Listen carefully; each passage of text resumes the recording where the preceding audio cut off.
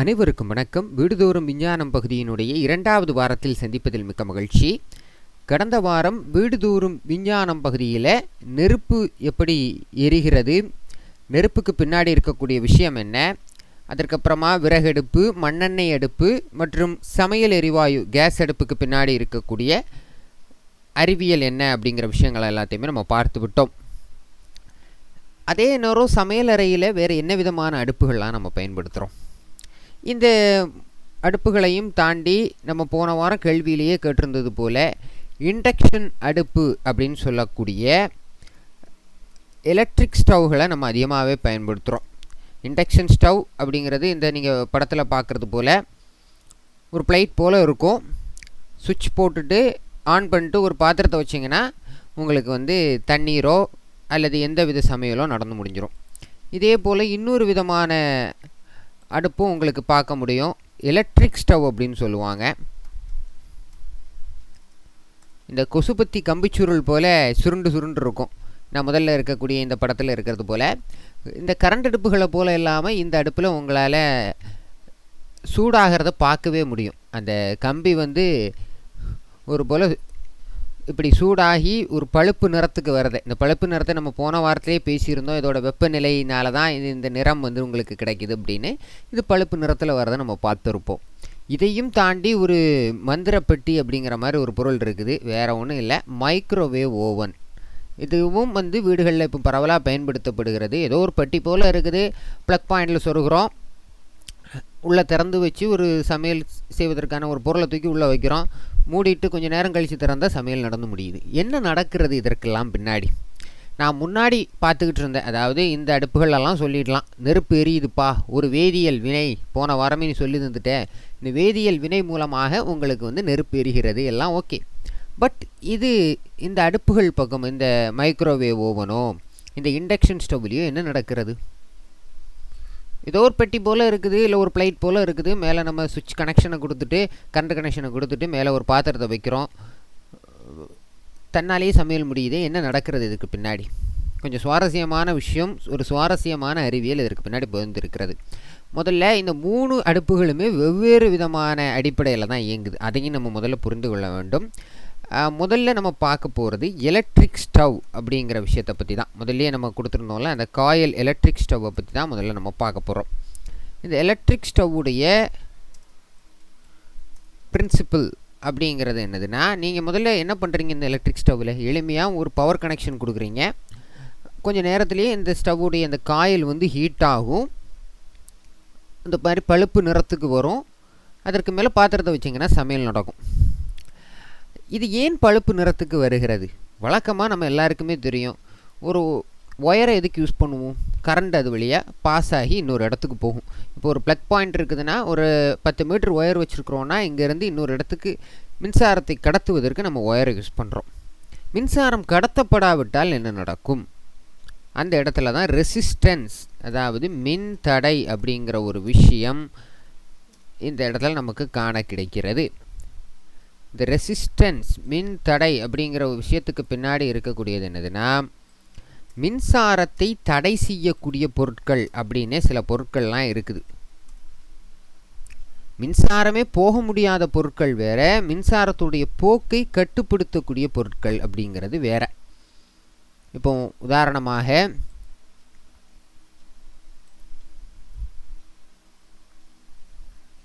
இந்த புகைப்படத்தில் நீங்கள் பார்க்கலாம்.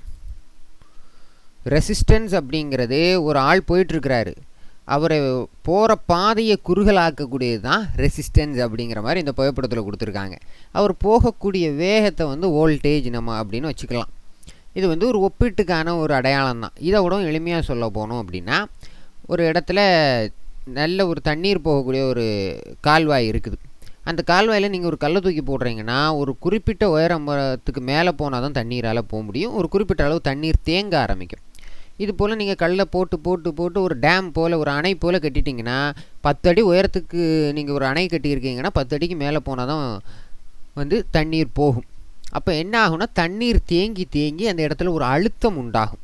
ஒரு இப்போ உதாரணத்துக்கு ஒரு பைப்பில் தண்ணீர் அடைத்து வச்சுருக்கும்போது திறக்கும்போது ஒரு அழுத்தமாக தண்ணீர் வெளில வருதுல்ல, அப்போல ஒரு அழுத்தம் அந்த இடத்துல உருவாகுது. தண்ணீருக்கே இந்த விஷயம்னா மின்சாரங்கிறது எலக்ட்ரான்களின் இயக்கம் அப்படிங்கிறது நம்ம படிச்சிருப்போம். அப்போது எலக்ட்ரான்களுடைய இயக்கத்தை நாம் தடை செய்கின்ற போது அந்த இடத்துல வெப்பம் வந்து உருவாகிறது. அதாவது எலக்ட்ரான்கள் செல்வதை நாம் தடுக்கின்ற போது அந்த இடத்துல வந்து வெப்பம் அதிகரிக்கிறது. அந்த வெப்பம்தான் நமக்கு இந்த இடத்துல சமையலுக்கு பயன்படுகிறது. இதை வந்து எல்லா பொருட்களையும் இதுக்கு பயன்படுத்திட முடியாது. இந்த அடுப்பு இருக்குது அப்படின்னா இந்த அடுப்புக்கு நம் குறிப்பிட்ட ஒரு சில பொருட்களை மட்டும்தான் பயன்படுத்த முடியும்.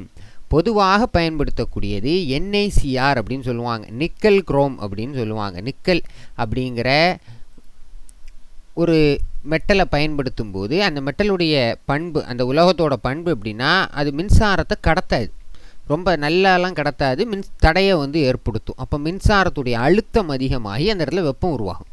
ஆனால் இந்த இடத்துலையும் ஒரு பிரச்சனை இருக்குது.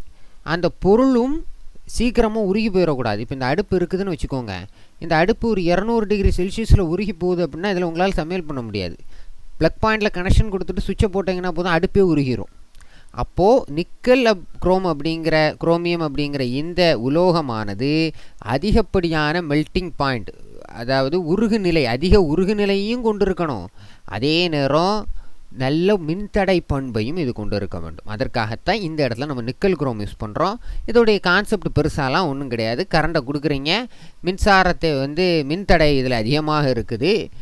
இப்போ உதாரணத்துக்கு மின்தடை மதிப்பை வந்து ஓம் அப்படிங்கிற ஒரு அளவீட்டில் வந்து அளப்போம். எல்லா பொருட்களுக்குமே ஓரளவுக்கு ஒரு மின்தடை வந்து இருக்கும்.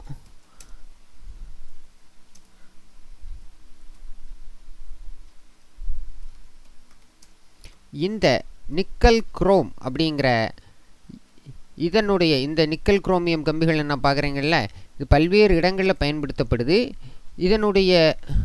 இதற்குன்னு ஒரு மதிப்பு இருக்கிறது. இது வந்து 1200 டிகிரி செல்சியஸ் வரைக்குமே உருகாமலும் இருக்கும்.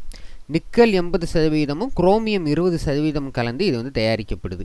ஸோ இந்த அடிப்படையில் தான் உங்களுக்கு வந்து இந்த எலக்ட்ரிக் ஸ்டவ் அப்படிங்கிறது இயங்குது. இதே போல தான் எலக்ட்ரிக்கல் வாட்டர் ஹீட்டர் அப்படின்னு சொல்லுவாங்க. ஒரு கம்பி ராடு போல் இருக்கும். இங்கே பார்க்குறீங்கள்ல, எலக்ட்ரிக்கல் வாட்டர் ஹீட்டருடைய இந்த ராடு போன்ற இந்த அமைப்பு வந்து இப்படி தான் இயங்குது. இதுவும் நீங்கள் சுவிட்ச் போட்டு ஒரு தண்ணீருக்குள்ளே போட்டிங்கன்னா தண்ணீர் வந்து சூடாயிரும். இதோடைய கான்செப்டும் கிட்டத்தட்ட இப்படி தான். இதுலேயும் நிக்கல் குரோமியம் இது தான் யூஸ் பண்ணுவாங்க. இதே போல் தான் நம்ம அன்றாட வாழ்வில் இன்னும் பயன்படுத்தக்கூடிய இன்னொரு பொருளும் கூட இந்த அடிப்படையில் தான் இயங்குது. அதையும் தெரிஞ்சுக்கோங்க. அயன் பாக்ஸும் இந்த அடிப்படையில் தான் இயங்குது. சரி, இது வந்து தெரிஞ்சு போச்சுப்பா. மின்தடை அப்படிங்கிற ஒரு காரணத்தினால மின்சாரம் வந்து போவது தடுக்கப்பட்டு அது வெப்ப ஆற்றலாக மாற்றப்பட்டு சமையல் நடக்குது. இது எல்லாம் ஓகே. இண்டக்ஷன் ஸ்டவ் அப்படின்னு ஒன்று இருக்குதே, அது எப்படி இயங்குது?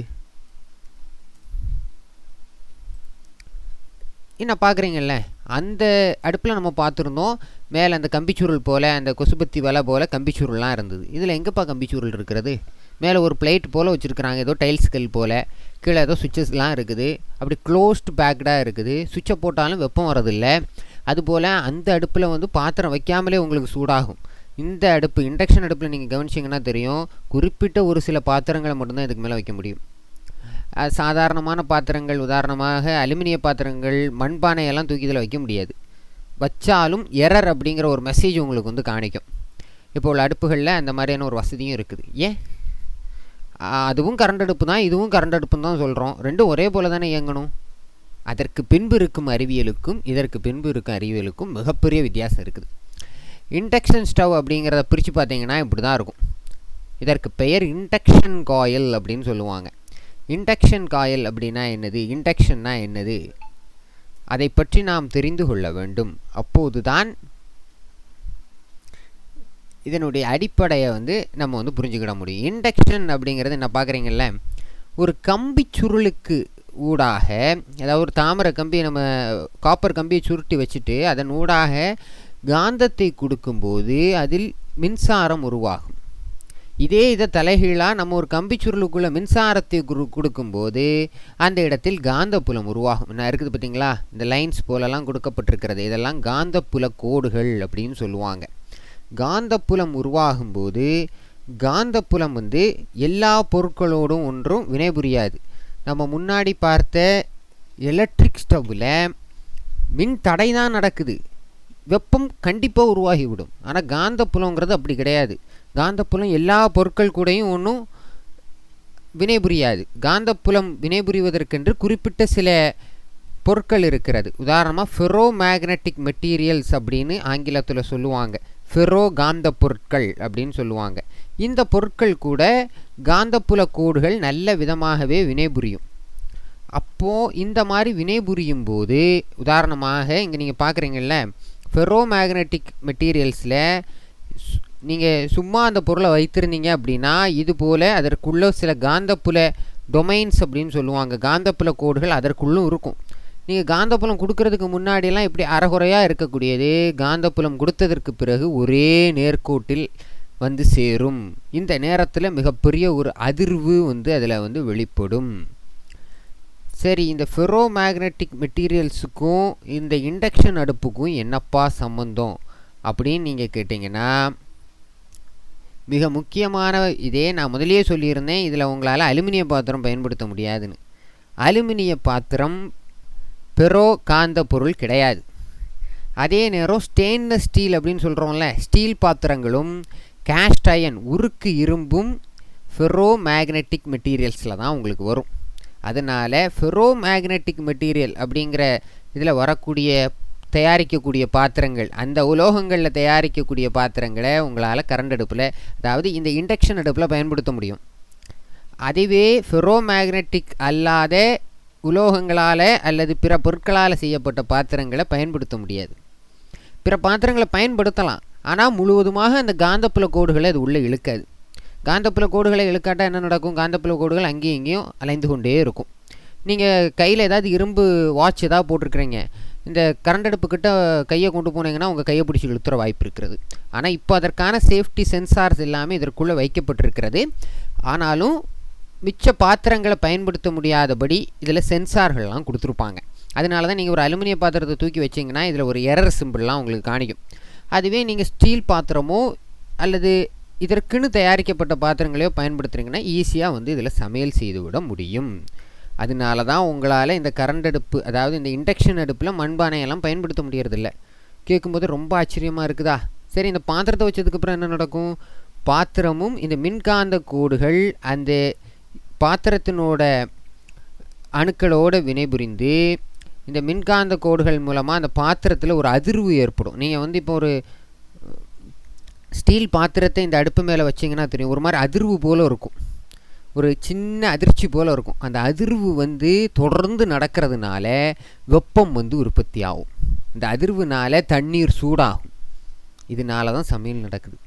என்னப்பா இது கேட்குறதுக்கு ரொம்ப ஆச்சரியமாக இருக்குது, ஒரு சாதாரண அடுப்புக்கு பின்னாடி இப்படி ஒரு அறிவியலா அப்படின்னு ஆச்சரியமாக பார்க்குறீங்களா?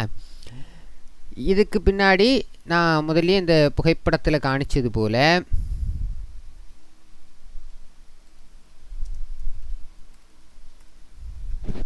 நான் இருக்கக்கூடிய இதுதான் இண்டக்ஷன் காயில் அப்படின்னு சொல்லுவாங்க. இந்த இண்டக்ஷன் காயிலை பயன்படுத்தி தான் காந்தப்புல கோடுகள் உற்பத்தி செய்யப்படுகின்றன. இதற்கு மேலே நம்ம வைக்கக்கூடிய பாத்திரத்தை வைத்து தான் நம்மளால் சமையல் செய்ய முடியுது. அப்போது கரண்ட் அடுப்புன்னு தான் சொல்கிறோம். அந்த எலக்ட்ரிக் ஸ்டவ் அப்படிங்கிறது வேறு, இண்டக்ஷன் ஸ்டவ் அப்படிங்கிறது வேறு. இதை நம்ம வந்து தெரிந்து வைத்துக்கொள்ள வேண்டும். இப்போ உங்களுக்கு ஒரு டவுட் கிளியராக இருக்கும், இதுக்கு மேலே ஏன் அலுமினிய பாத்திரம் வைக்க முடியலை அப்படின்னு. சரி, இவங்க ரெண்டு பேரையும் விட்டுறலாம். இன்னும் ஒரு சமையல் அடுப்பு இருக்கிறது, இந்த மந்திரப்பட்டி போல் இருக்குதுல்ல, இதில் உங்களால் பிளாஸ்டிக் பாத்திரத்தை கூட வைக்க முடியும். ஆம், மைக்ரோவேவ் அடுப்புக்குள்ளால், மைக்ரோவேவ் ஸ்டவ்வுக்குள்ளால் பிளாஸ்டிக் பாத்திரங்களை கூட உங்களால் பயன்படுத்த முடியும். இந்த புகைப்படத்தில் காட்டுறது போல் பிளாஸ்டிக்கை கூட பயன்படுத்த முடியும். அது எப்படிப்பா? பிளாஸ்டிக் தான் சின்ன வெப்பநிலைக்கு உருகி போயிருமே. இதற்கு பின்பு மிகப்பெரிய ஒரு அறிவியல் மறைந்திருக்கிறது. மைக்ரோவேவ் அடுப்புகள்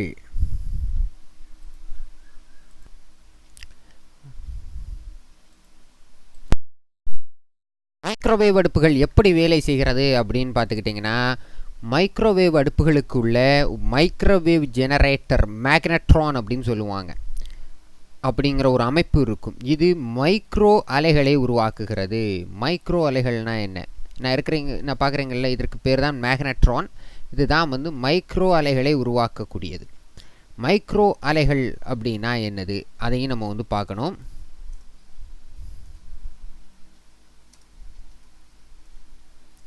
நான் முதலியே சொன்னது போல நாம் கண்களால் பார்க்கிறோம் அல்லவா,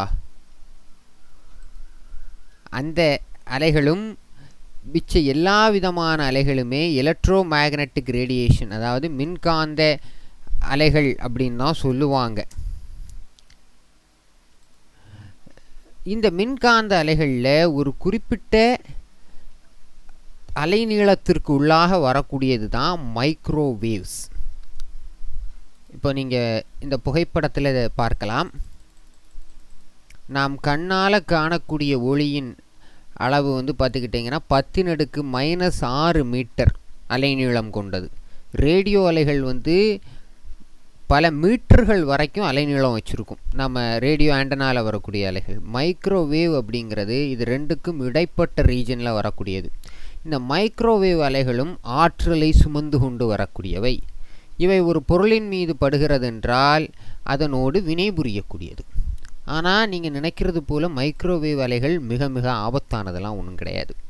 இந்த மைக்ரோவேவ் அலைகள் எப்படி இந்த அடுப்புக்குள்ளே முதல்ல வேலை செய்யுது? நான் முதலே சொல்லியிருந்தேன், மேக்னட்ரான் அப்படிங்கிற ஒரு அமைப்பு மூலமாக உங்களுக்கு இங்கே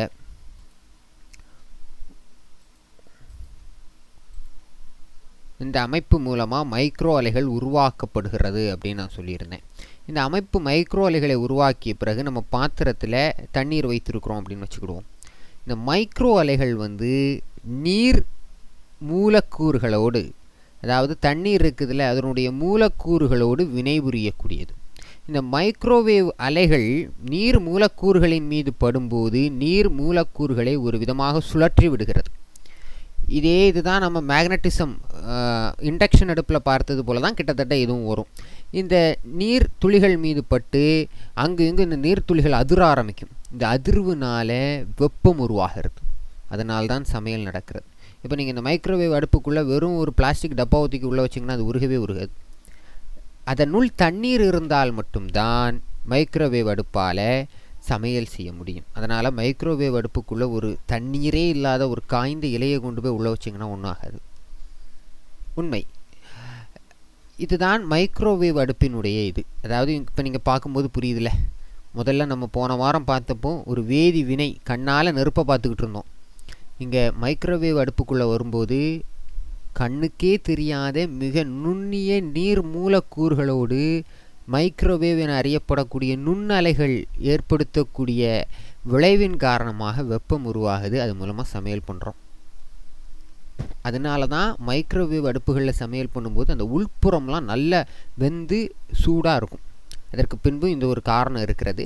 நீர் இல்லாத பொருட்களை வச்சிங்கன்னா மைக்ரோவேவ் அடுப்புகளில் சமையல் செய்வது மிக மிக கடினமான ஒரு விஷயம். இந்த மைக்ரோவேவ் இலைகள் ஆபத்தானதா அப்படின்னு கூட நிறைய பேர் சொல்லுவாங்க. இதெல்லாம் உயிருக்கு மிகவும் ஆபத்தானது. அந்த அளவுக்கு ஆபத்தானது கிடையாது. இருந்தாலும் மைக்ரோவேவ் வந்து நம் உடலில் படும்போது நம் உடலும் நீரால் கட்டமைக்கப்பட்டது அப்படிங்கிறதுனால ஓரளவுக்கு தீக்காயங்கள் போன்ற காயங்கள் ஏற்படுவதற்கு வாய்ப்பு இருக்கிறது. எனவே இந்த அடுப்பை ஆன் செய்து விட்டு எப்பவும் உள்ளேயே கையை வச்சுக்கிட்டு இருக்கக்கூடாது. ஆனால் ஒரு நிமிடம் ஒரு குறிப்பிட்ட வினாடிகள்லாம் இதில் கை வச்சிங்கன்னா மிகப்பெரிய ஆபத்து எதுவும் கிடையாது. இவ்வளவுதான். ஒரு 3 அடுப்புகளுக்குள்ள இவ்வளோ பெரிய அறிவியல் போயிருந்துருக்குதா? இந்த 3மே எப்படி சொல்லுவீங்க? கரண்ட்டில் ப்ளக்கில் கனெக்ஷன் பண்ணுறோம், சமையல் நடக்குது. ஆனால் இந்த 3க்கு பின்பும் இவ்வளவு பெரிய ஒரு அறிவியல் ஒளிஞ்சிக்கிட்டு இருக்குது. கேட்கும்போது ரொம்ப ஆச்சரியமாக இருக்கும்னு நினைக்கிறேன். சரி, இதில் மேற்கொண்டு ஏதாவது சந்தேகங்கள் இருந்தால் அடுத்த வாரம் கேளுங்க, அதை பற்றி பார்ப்போம். சரி, இந்த வாரம் உங்களுக்கான கேள்விகளை கொடுக்கணும் இல்லையா? நீங்கள் பார்த்துருப்பீங்க, மெழுகுவர்த்தி. இந்த மெழுகுவர்த்தி எரியுதுல்ல, இந்த மெழுகுவர்த்தி எரியும் போது ஏன் இந்த வடிவத்தில் எரிய வேண்டும்? இதுதான் நம்மளோட கேள்வி. இப்படி எரிந்து கொண்டே இப்படி மேலே போகுதுல்ல, ஏன் இப்படி ஒரு வளைந்த வடிவத்தில் மெழுகுவர்த்தி நெருப்பு எரிய வேண்டும்? இந்த கேள்விக்கான விடையையும் தேடுங்கள். அதே நேரம் இன்னொரு பொருள்,